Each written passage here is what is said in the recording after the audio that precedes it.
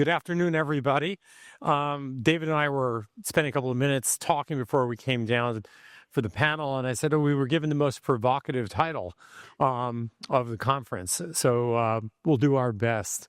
Before we jump in to this, I think it's worth actually taking a minute on this concept of why medtech is broken. Actually, I don't think medtech is broken.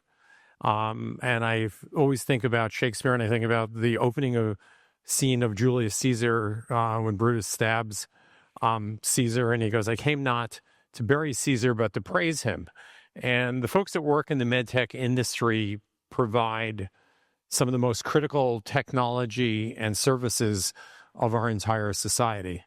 When we talk about why medtech is broken, we think about, on some level, the challenges of funding and building innovative companies in this space. We think about how hard people work sometimes, and some of the delays in getting some of this out. And probably most significantly, and I'm going to really push David on this this afternoon, is the focus on why it takes so long for some of the leading technologies that are running through other industries, particularly AI, to make its way into the medical field. And that's really the thesis on TechMed. For those of you who missed the lovely time in Sintra, the TechMed thesis is very simple.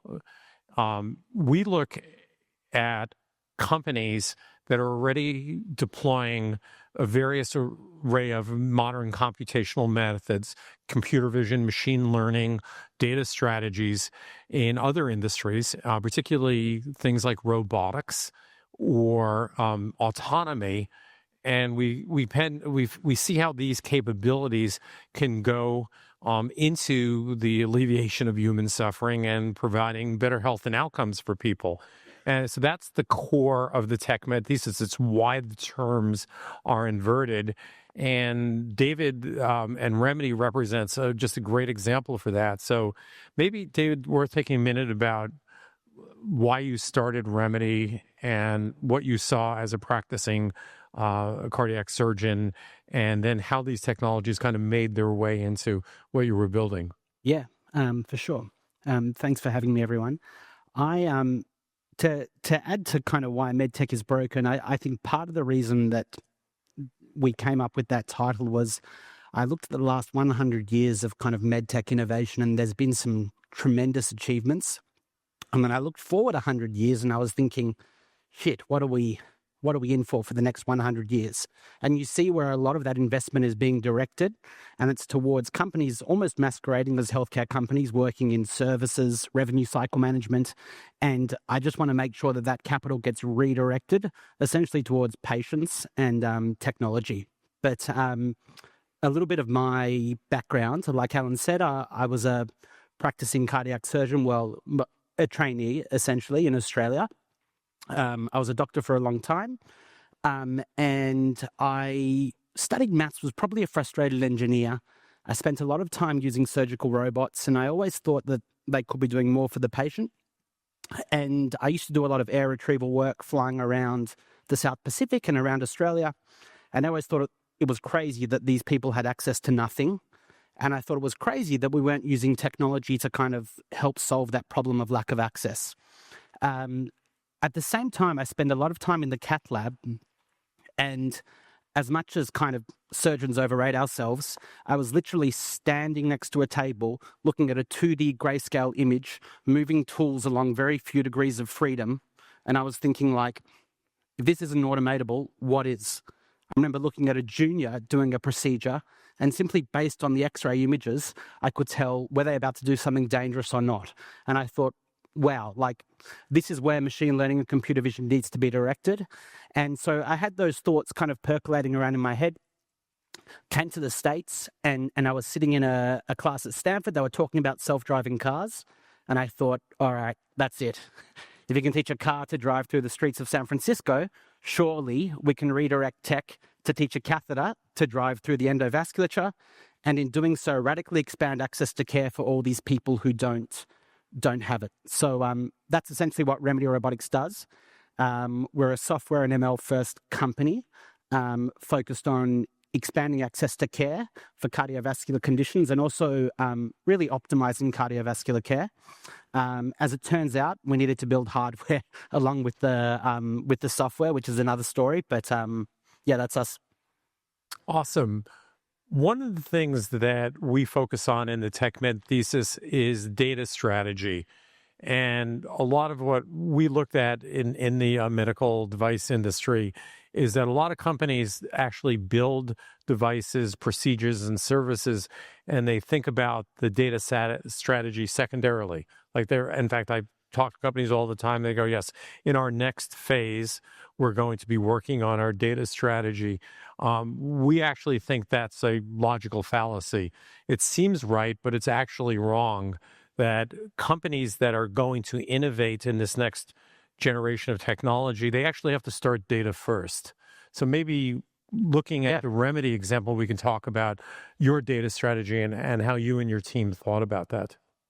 Yeah, so initially, like I was saying, we started off as only a software company, and then we realized there was no robot to integrate with. So we were predominantly a machine learning company, and we knew that the time it would take to collect data from hospitals would be long, and the annotation cycle would be long, and we needed a lot of data to do what we wanted to do, which was essentially kind of optimize cardiovascular care all the way from the initial scan until patient discharge. So we needed a ton of CT data, we needed a ton of angiogram data, and we needed to annotate that at scale. And we knew that that was going to be a barrier to entry for other companies and also really unlock a whole lot of stuff that we needed to do. But I knew that it would take a lot of time. So that's basically kind of where we started. I also knew that as we were just two young schmucks with an idea, we could go to hospitals and they would give us their data on far more generous terms than once we were more established. So funding really costs you a lot of money. Yes. Yeah, exactly. It's interesting. And the thing that's really interesting about data in the medical field is a lot of the conversation in the market, if you look at the business press or if you look at kind of, the bloggers and the websites like CNBC or the Wall Street Journal, most of the focus has been on generative AI models, which are these enormous data sets. Imagine inhaling the internet, all of YouTube, every book ever written, those kinds of things. Very expensive to train, very expensive to manage, literally have to burn down small villages in remote parts of the world. The amount of power generated to process all those tokens in a generative AI model. But things are different in physical AI and somatic AI, things in healthcare. Let's double click on that because for people that are thinking about working in this area, you don't have to raise $14 billion like OpenAI or Anthropic. You don't have to personally be responsible for the rise in a quarter for NVIDIA and AMD, right? You started by talking about that the data sets needed to create autonomy in vascular procedures is a lot more prescribed. So let's double click so people understand what that actually means. Yeah. So one thing that I kind of knew from working is that we can't rely on doctors to do pretty much anything, all right? So we needed to, when we talk about doing all this amazing stuff in the cath lab, and we talk about doing this amazing stuff with the CT scan, I knew that doctors weren't going to annotate or touch up anything. Doctors weren't going to register anything to the angiogram. So we needed to train models to do that. And we needed to build up a workforce to be able to kind of allow us to do that. And it actually wasn't that much data that we needed. So there was that. And then there is some other work that we do that kind of is more data intensive, like real-time simulation. But a lot of the other stuff, especially what we do during a procedure, boils down to pretty much running a machine learning model on a 2D X-ray, which is not that data or compute expensive. You just need to know what questions you're asking. And you need to know, if I'm a clinician looking at that image, what do I want to know based on that image? And then once you frame that question, it's very easy to structure your data set and subsequent training around it. Yeah. Maybe also to riff from that, David, is I think some of you may have been in a panel yesterday with Ann, Gabe, and Armin talking about building companies and raising money. I'm actually the lead investor in a Proprio, Gabe's company. And every time Proprio does a multi-hour surgery, they collect gigs of compressed video data. So when you think about the richness of what you get from all of that video data and doing that again and again, and creating that 3D view, you're actually building an incredibly rich data set. You're also not just focused on a specific instance during a procedure or surgery. You come into a procedure, as you mentioned, David, you have preoperative scans. It could be fluoroscopy, it could be CAT scans, PET scans, MRI. There's an array of that. That establishes a static baseline before you get into a live procedure. You're then capturing that, but you capture all of the workflow. When did a procedure start? When did it stop? What happened along the way? How did in the case of surgery, what did the practitioner do? What were their hand movements and angles? If they put in an implant, how did that implant go at what angle?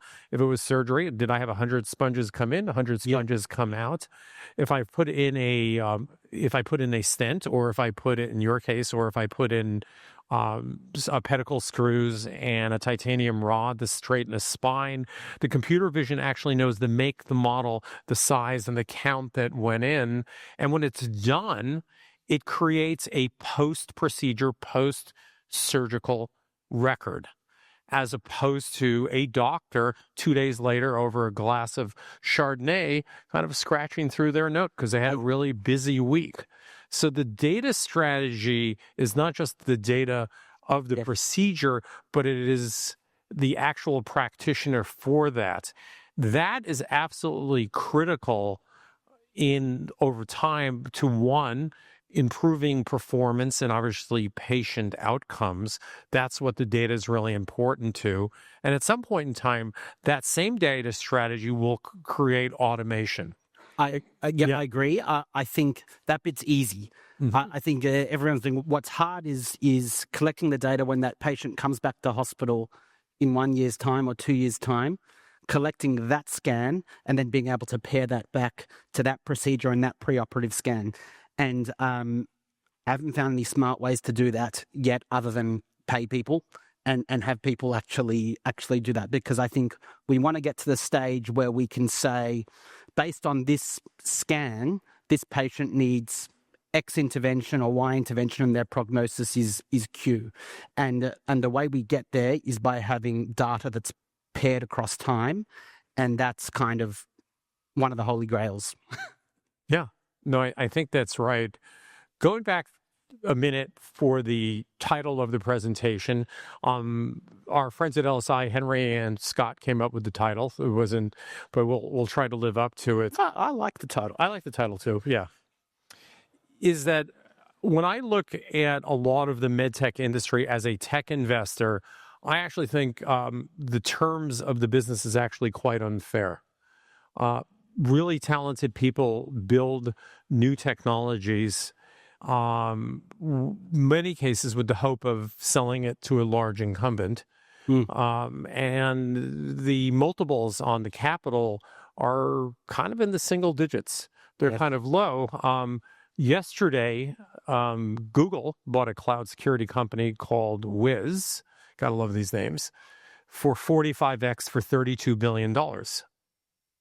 Wiz is really great cloud security product. It is not remotely as important to people's lives as the things that people here in the room are working on. So to me, that's another part of the industry that absolutely needs to come under examination and change, that people that work in medtech should have tech outcomes, and not medtech outcomes. Well, we found ourselves in a position where I think we're rewarding the company that builds the 510K-able device that will then be acquired for $250 million, right? And that company is great. They're not necessarily differentiated, and they're certainly not necessarily thinking of how are we helping patients over the next 100 years, and the industry doesn't reward that at the moment, unfortunately, and that has a whole lot of flow-on effects, including why is the best technical talent not in medtech? Yeah, I mean, I came to the LSI conference this week because I'm looking for the next Intuitive Surgical, right? I think people that work as hard as the people in this room and the people in this industry should have outcomes, right? If I think about if somebody who spent 3.5 years building 4 years building a cloud security product, actually I think they're 5 years old, and receiving $32 billion, which are basically based on public markets and market share, somebody that is going to deal with things like stroke and orthopedics and the brain, and for a large amount of people with an incredible work ethic, they need to change. So I think we encourage folks as investors to think much more ambitiously that way. That's what I'm looking to fund. We have a lot of capital. My fund has over $4 billion under management. We will put $50 to $75 million into a company. We expect to go somewhere between 7 and 10 years for a deep tech investment, what we do. And if there's one thing, when I spoke to Henry and Scott about the panel, is that we're hopeful that the industry can make the shift to more of this tech direction, take on more ambitious products, and ultimately be rewarded by the capital markets for that. Lots of things happen beyond kind of monetary rewards for the individuals that work in the company and invest in it. It will pull more talent through the ecosystem. Yeah. It'll encourage people to take more risk. And also, one of the lessons from the tech industry, which I think is implicit in tech med, my first startup was a complete flaming fireball. I built a company with a bunch of folks that were going to allow people to get to the internet over their mobile phones. The problem is there were no 3G devices, and we were all dressed up with nowhere to go, and it burned through $75 million. That did not stop the same and new investors to take the risk on my second company. So I think another part of what I think we need to see in the medtech industry is investors that will say, sometimes timing doesn't work, sometimes technology doesn't work, sometimes all kinds of things happen, but it doesn't mean that they're not talented people, or their next idea isn't really great.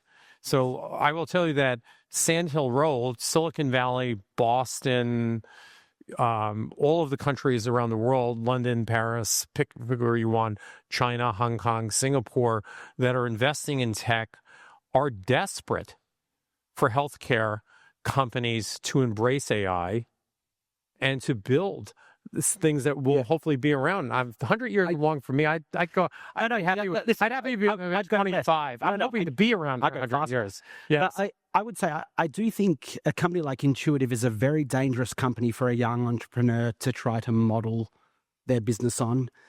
It's an incredible company that has found its way to success in like a little bit of a circuitous fashion. And I do think my advice to a young entrepreneur would be to go back to the med bit of tech med and the problem. And there are a bunch of diseases out there that we don't have a technology to properly detect, properly cure, and properly surveil. And I think a very smart technical mind should be working with a very smart medical mind who understands the problem. And I would kind of start there and take big swings in that sector and focus on big problems, rather than kind of trying to micro-invent technology that already exists. I think it's really hard for a company comes along and says, "Oh, I want to be a robotics company in medicine." It's like, okay, well, then what? All right. So I think grounding your company in a really high impact problem with a really deeply technical, interesting solution that's borrowed from other industries, I think is also very helpful in recruiting a lot of technical talents that would otherwise be at OpenAI, Facebook. Those are the people that we've kind of brought to our company rather than kind of people from the medtech world. And they come for the mission. They're all looking for it. So I think there are a lot of big problems to solve, and product market fit should be punching you in the face. So I would kind of start there. Let me ask you another question, David. And if we have time, we're happy to take some questions as well, or barbs and arrows, slings and arrows of outrageous commentary. If you were to start a company today to go after a segment in medtech, what 5 positions would you be hiring? Like, so I'm a huge basketball fan. I'm a Golden State Warrior season ticket holder. I'm used to a style of basketball that's kind of fast, great shooting, small ball, and yes, I would know who I would pick. What if you were to hire 5 people to start a company with? What would their backgrounds be if you were starting from scratch? It would depend on what problem we were solving. I do think the way we went about it, I would probably do again, which means the first 5 people were very, very bright technical and engineering minds. And I had a fantastic CTO. And then we partnered with about 40 or 50 clinicians around the world who, depending on how savvy they were, got some equity or not. But that's kind of a model that I really like, kind of bringing really, really deeply technical minds into the clinical world. And I think for that first bit, we're really, really focused on the problem and the solution and trying to not get bogged down by who's going to pay for it, IP, regulatory strategy, all of that matters, obviously. But if you're solving a big problem and kind of you're using the best possible technology to get there, like that would be my focus to start. Okay. I'm going to give you my 5. How about your 5? My 5. How about my 5? 1, I would start with whatever discipline. So I'll use Proprio as an example. And they're all co-founders. One was a computer vision engineer that came out of the sensor lab at University of Washington. Since a visioning system is kind of the big engine that drives that. So I would have somebody who had that. That was complemented by hiring the key architect of the Litro camera, which creates that light field 3D imaging, which is the modality that all of the services that comes from that. The second one, I'd hire a brilliant business strategist, because you're talking about business models and transition. I mean, that's what we saw with Gabe. I would absolutely have a clinician take a year or 2 off from their day job, because clinicians deliver care in whatever that factor would be. My 4th would be a kind of an engineering leader who would actually think about, how do I build out a product? What kind of team do I need to hire behind that? And probably the 5th position would be a CTO that could actually be bilingual or bilateral between the medical or medical devices space and the computing. So thinking about that as a kind of technical architect. So business architect, technical architect. To me, the clinician is the user architect. And then the depth and the technology. So that's how I would think about it. Would you like to revise your... No, I wouldn't. I think the clinician should be on the founding team and they should be full-time. You forgot about yourself. And yeah, exactly.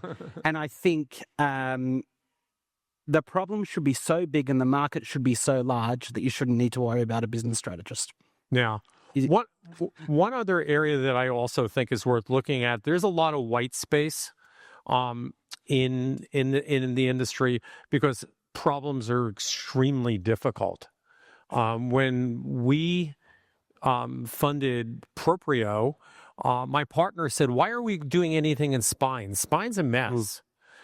Speaking of that, the coach of the Golden State Warriors, Steve Kerr, had a bad back surgery and spent the second championship year in the locker room because he couldn't sit in the bench. He had such a lousy surgery. But we recognize 2 things. One, if you solve a problem that's somewhat intractable, You're going to have a lot of market coming your way. And then also that technology is that part of the anatomy is bridging, because the spine is what connects the brain and the nervous system. Yeah. I don't think the problems are difficult. Yeah. I mean, they're there. It is for me. No, Yeah. they're there, right? Yeah. Like if you go in and have a scan, and your scan diagnoses some sort of aneurysm, how are we deciding whether or not it should get treatment? There's a company. You go to operation, how are you going to decide what it's going to be treated with? There's a company. How are you going to surveil it? How are you going to decide if it needs follow-up? Like, by kind of connecting yourself with the right clinical person, the problems are everywhere. Healthcare is so imperfect. Sorry. Wow. We have a couple of minutes, so if there's any questions from the audience, any brave souls, yes, please. So there's just so much acceleration in how software is developed and engineering is done. The roles, I think, are going to change significantly. We're already seeing that.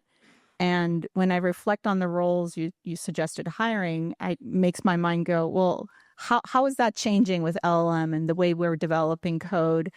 You know, I recently had a talk with a friend whose tech company says Agile's out, and we're doing prompt-based product development. I don't think we're there in medtech, but things are accelerating. Expectations are higher from the CEO, so you just need to be doing more in that period of time, like in a shorter period of time. The assistance for the technical team is immense. I think in the next 10 to 20 years, it looks like a lot more nuanced decision making, a lot less guesswork, and hopefully it doesn't look like no clinical innovation, but just doctors not needing to write anything down. Great. Other questions? David, you talked earlier about product market fit having to punch you in the face. I have my own stories of how I feel like that happened to us, but I'd like to know, what did that look like for you? For me, that looked like, a few different things. There are a couple of different stories. One of them was, I was at Stanford, and there was a lady there who had a stroke at some other peripheral hospital. And she was transferred for a mechanical thrombectomy, and it took her like 5 or 6 hours to get there before she had her procedure. And she was transferred to a nursing home. I'm like, how can this be the case? And then really just spending any time in the cath lab and looking at how people move catheters, finagling them against the vessel wall. It's like, is this really 21st century? But yeah. Great. I think we have time for one last question, and then. Yes. This is Yuli from Sirica Therapeutics.